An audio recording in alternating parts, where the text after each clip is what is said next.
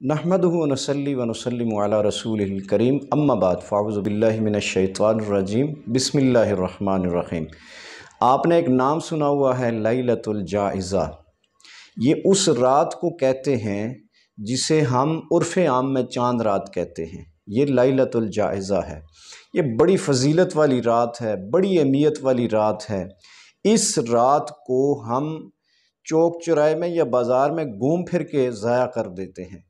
یہ وہ رات ہے جس رات کو آپ کو مسلمانوں کو، اہل ایمان کو پورے رمضان المبارک میں انہوں نے روزہ رکھا، تراویح پڑھی، نوافل پڑھے، صدقہ و خیرات کیا، زکوٰۃ تقسیم کی، اس کا اجر و ثواب ملنے والی رات ہے یہ۔ اس رات کو اللہ رب العزت مومنین کو اجر و ثواب دیتا ہے، اجر و ثواب ان کی اجرت تقسیم ہوتی ہے۔ تو خدا را اس رات کی اہمیت کو سمجھیں۔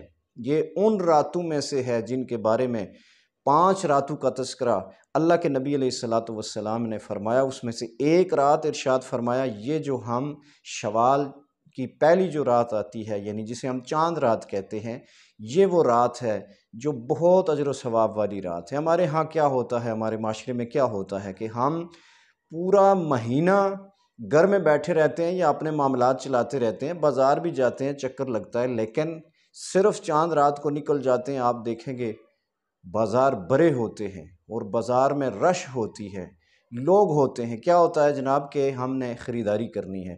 خدا را اس رات کو، ہاں جن لوگوں کی مجبوری ہے، بازار میں ان کا کاروبار ہے، انہوں نے کاروبار کرنا ہے، بازار میں رہنا ہے، ان کے لیے نہیں، لیکن جو عام لوگ ہیں ان کو اس رات ضائع نہیں کرنا چاہیے۔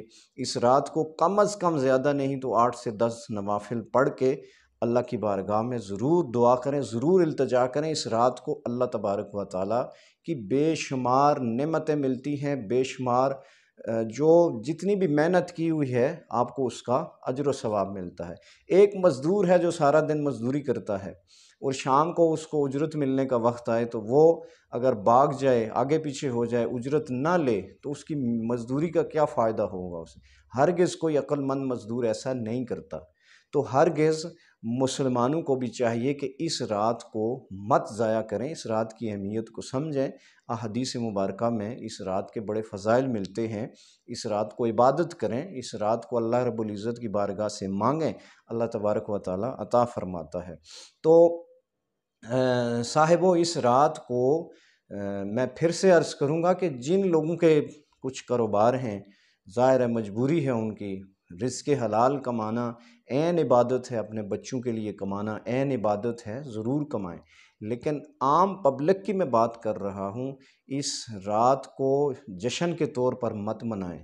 اس رات ہاں خوشی ضرور منائیں آپ، لیکن کسی شخص کی مجبوری ہو تو وہ ضرور جائے، لیکن عام لوگ نکل جاتے ہیں اور ساری رات کسی ایک مارکیٹ میں دوسری مارکیٹ میں پھرتے رہتے ہیں اور سحری کے ٹائم آتے ہیں، صبح عید کی نماز بھی انہیں پڑھنا نصیب نہیں ہوتا۔ تو اس رات کی اہمیت کو سمجھتے ہوئے اس رات اپنے گھر میں رہیں، اس رات عبادت کریں، اللہ سے معافی مانگیں۔ اس رات رمضان المبارک میں آپ نے جو جو اعمال کیے ہیں، اللہ تبارک و تعالیٰ ان کا اجر عطا فرماتا ہے۔ اور ایک روایت میں آتا ہے کہ یکم رمضان کی پہلی جو رات آتی ہے، پہلی شب، 60,000 گناہ گاروں کو اللہ تبارک و تعالیٰ معاف فرماتا ہے۔